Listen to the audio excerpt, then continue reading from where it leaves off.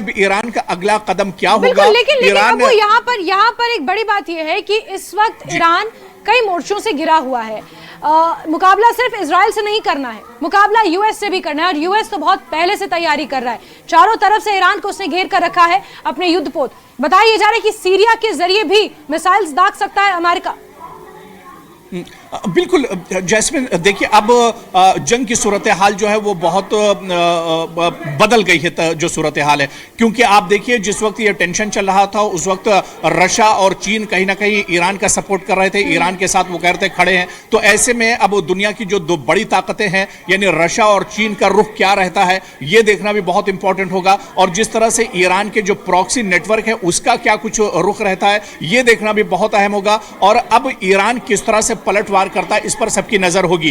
क्या इजराइल और अमेरिका ने तमाम चीजों को लेकर एक रणनीति बनाई है, क्या एक मजबूत मैकेनिज्म इजराइल और अमेरिका ने इस हमले से पहले तैयार किया है, यह देखना भी बहुत अहम होगा। क्योंकि अब ईरान की तरफ से अगर पलटवार होता है तो यह कितना मजबूत होगा, किस तरह से हमला होगा। क्योंकि इससे पहले जैस्मिन आपको याद होगा कि ईरान के supreme leader Ayatollah Ali Khamenei ने कहा था। इस वक्त हमारे साथ अबू फोन लाइन पर जुड़े हुए हैं, रक्षा विशेषज्ञ हैं, वो हमें और बेहतर समझा पाएंगे। प्रफुल्ल सर, किस तरह आप डिकोड करेंगे ये जो स्ट्राइक्स हुई हैं? ईरानी मीडिया का ये दावा है कि यूएस और इजराइल ने मिलकर ये हमले किए हैं। अमेरिका ये कह रहा है कि और भी अभी हमले होने बाकी हैं। This is not a small strike. चलिए दोबारा जुड़ेंगे हम, हमारे रक्षा विशेषज्ञ से बात करेंगे। लेकिन अबू हमारे सहयोगी लगातार न्यूज रूम से बने हुए हैं हमारे साथ, और ये एक बड़ी डेवलपमेंट हुई है मिडिल ईस्ट में। जिस तरह से ये धमाके और ये इजराइल ने स्ट्राइक की है, बताया जा रहा है कि यूएस के साथ मिलकर इजराइल ने ये हमला किया। अबू मेरा सवाल ये था कि इस बार मुकाबला सिर्फ इजराइल से नहीं है। ईरान ने जो 12 दिन की जंग में जो ताबड़तोड़ जवाब दिया था, मुंह तोड़ जवाब दिया था, लेकिन इस वक्त मुकाबला सिर्फ इजराइल से नहीं है, अमेरिका भी साथ में है, क्योंकि इजराइल ये दावा कर चुका है कि दुनिया की महाशक्ति इस वक्त उनके साथ खड़ी है। और अबू एक सेकंड, प्रफुल्ल बख्शी जी हमारे साथ जुड़ चुके हैं, रक्षा विशेषज्ञ हैं।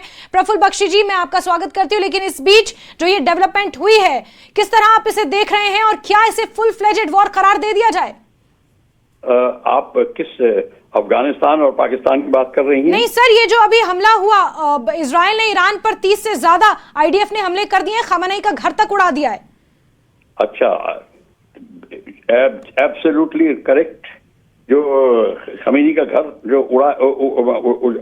उड़ाया गया है वो बड़ी एक्यूरेट मिसाइल अटैक था, और इस समय इजराइल ने ईरान के ऊपर जो हमला किया है वो एयर कैंपेन के तहत चल रहा है, क्योंकि ये एरियल वॉरफेयर बनेगी अगेन। जैसे कि आपने देखा था 4 महीने पहले वो एयरक्राफ्ट एंड मिसाइल से ही अटैक होगा।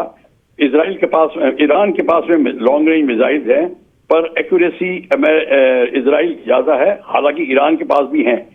ये मिसाइल अटैक होंगे तो आप खamenei का घर या सिविल एरियाज या ये सब का नुकसान होगा, बहुत बड़ी तादाद में नुकसान होगा।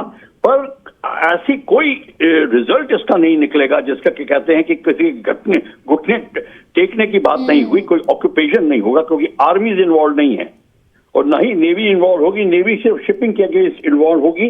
एरियल अटैक से आप टारगेट को ध्वस्त करेंगे और उनके न्यूक्लियर कैपेबिलिटीज को, जो पिछली बार अमेरिका ने ट्राई किया था B-2 बॉम्बर से उड़ाने के लिए, उसका भरसक प्रयत्न होगा। और खamenei अगर चला जाएगा तो शायद रिजीम चेंज की बात होगी, जो कि इजराइल चाहता है और जो अमेरिका भी चाहता है। तो इसमें अमेरिका भी अब अपनी उसकी फ्लीट भी दूर नहीं है, जो कि पानी के रास्ते चल रही है, और उसके अंदर 2 एयरक्राफ्ट कैरियर और बाकी शिप्स, वॉरशिप्स हैं। पर वो सिर्फ ईरान की नेवी को अटैक करेंगे, वो भी ऑक्यूपेशन में नहीं हिस्सा ले सकते। बिल्कुल। तो क्या हम ये कहें प्रफुल्ल सर कि ऑल दिस इज हैपनिंग क्योंकि रिजीम चेंज करना है ईरान में, उसके लिए ये सब कुछ हो रहा है? इसका नतीजा बहुत ज्यादा ऐसा कुछ कंक्रीट नहीं निकलने वाला है इस वॉर का? नहीं, देखिए ऐसा है, अगर रिजीम चेंज होती है तो कॉन्क्रीट ये है कि फ्रेंडली रिजीम आ जाएगी और अमेरिका जो चाहता वो होगा। नहीं तो ये चलता रहेगा, फिर और कुछ एक्सटेंड होगा, फिर और कुछ एक्सटेंड होगा।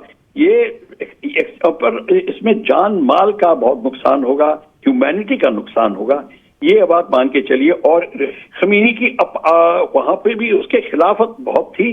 हालांकि जो उसकी रॉयल गार्ड्स हैं वो तत्पर हैं, कोई अटैक वगैरह हो, पर वो कुछ मेजर रोल नहीं प्ले कर सकते इस गेम में। हाँ, ईरान में इस समय खमीनी के खिलाफ बहुत मूवमेंट चल रही है और मोसाद ने बड़े अपने ठिकाने स्ट्रॉन्ग कर दिए हैं। वो भी इस गेम में बहुत जिसको कहते हैं कि हाथ बटा रहे हैं। मोसाद ऑलरेडी एस्टैब्लिश हो चुका है ईरान में।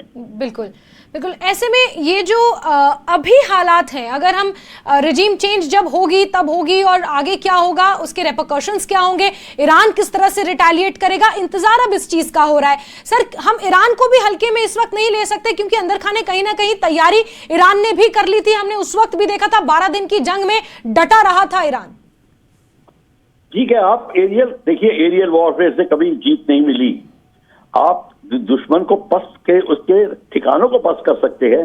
सेकेंड वर्ल्ड वॉर के 3-4 उदाहरण ले लीजिए आप, चाहे बर्लिन पे अटैक, चाहे लंदन पे अटैक, चाहे वियतनाम पे अटैक, ध्वस्त कर दिए, फिर भी घुटने नहीं टेके जाते, क्योंकि फाइटिंग स्पिरिट और बढ़ जाती है। आपकी जीत तब होती है जब आप जर और जमीन पे ऑक्यूपाई करें, वो नहीं हो रही। हाँ, उनके कर लेंगे, कुछ उनकी शिपिंग को रोक लेंगे, ये जरूर होगा। लेकिन जिस तरह की स्ट्राइक्स की गई हैं, जितनी नंबर्स ऑफ स्ट्राइक की गई हैं बख्शी सर, वो कहीं ज्यादा है। बहुत सारे इंपॉर्टेंट ठिकाने तेहरान में इंटेलिजेंस के हेडक्वार्टर हैं, एयरपोर्ट तक को नुकसान पहुंचाया है। जो वहां के मैक्सिमम लीडर्स हैं, उनके ऑफिसेज, उनके घर पे ठिकाने, उनके ठिकानों पर ये हमले किए गए हैं। खामनेई का घर पूरी तरह से उड़ा दिया गया है। तो भले ही ये एरियल स्ट्राइक्स हैं, लेकिन इसके रेपरकशंस हम आगे चल के स्ट्रॉन्ग देख सकते हैं अगर ईरान ने भी रिटेलिएट करना इसी तरह से शुरू कर दिया। तो एक तो ईरान अगर रिटेलिएट करेगा तो नेतन्याहू का घर उड़ जाएगा, पर उसका मतलब ये थोड़ी कि नेतन्याहू खत्म हो जाएगा। वो तो शिफ्ट हो चुके हैं अपने अपने बंकर्स में।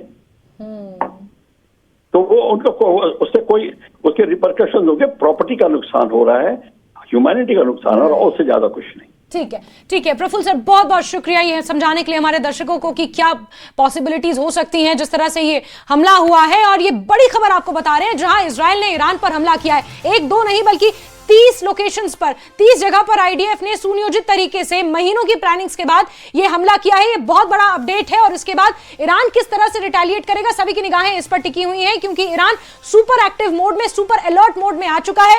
इजराइल में भी हर जगह सायरन्स बज रहे हैं। इजराइल में भी लोगों को बंकर्स में जाने के निर्देश दे दिए गए हैं। स्कूल कॉलेजेस पूरी तरह से बंद कर दिए गए हैं। स्थिति अभी डेवलपिंग है, लेकिन टेंशंस लगातार बढ़ती जा रही हैं। इस पर हमारी नजर बनी हुई है। वक्त एक छोटे से ब्रेक का है, जल्द हाजिर होंगे।